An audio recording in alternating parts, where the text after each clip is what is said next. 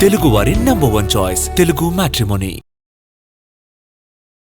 తన కుమారుడిపై వచ్చిన ఆరోపణలపై మంత్రి పొంగులేటి మరోసారి స్పందించారు. తప్పు చేస్తే తానైనా తన కుమారుడైనా శిక్షకు అర్హులే అన్నారు. తన కుమారుడిపై వచ్చిన ఆరోపణలపై ఫిర్యాదు చేసిన వెంటనే పోలీసులు ఎఫ్ఐఆర్ చేశారని, తమ ప్రభుత్వం ఎంత పారదర్శకంగా ఉందో అర్థం చేసుకోవచ్చన్నారు. ఈ కేసులో త్వరలోనే అన్ని విషయాలు బయటపడతాయన్నారు పొంగులేటి.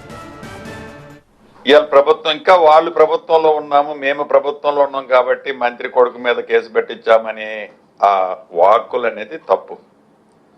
మేము ప్రభుత్వంలో ఉన్నప్పుడు పారదర్శకత అనేది ఒక మనిషి ఒక కంప్లైంట్ ఇచ్చినప్పుడు ఆ కంప్లైంట్ని పోలీసులు రిజిస్టర్ చేయటం సహజం. రిజిస్టరే చేయొద్దని నేను అనగలుగుతాను, కానీ అలా అనే ఉద్దేశం ఈ ప్రభుత్వానికి లేదు. రిజిస్టర్ అయిన తర్వాత తప్పకుండా దాని మీద నిజ నిర్ధారణ చేసి అధికారులు తన తప్పుంటే నా కొడుకుండని నేనుండని ఇంకొక వ్యక్తి ఉన్నాయి శిక్షకు అర్హుడు. తప్పు లేకపోతే అవతల రాసిన వాళ్ళ గురించి నేనేం మాట్లాడా, వాళ్ళ ఇజ్ఞతకే వదిలేస్తా.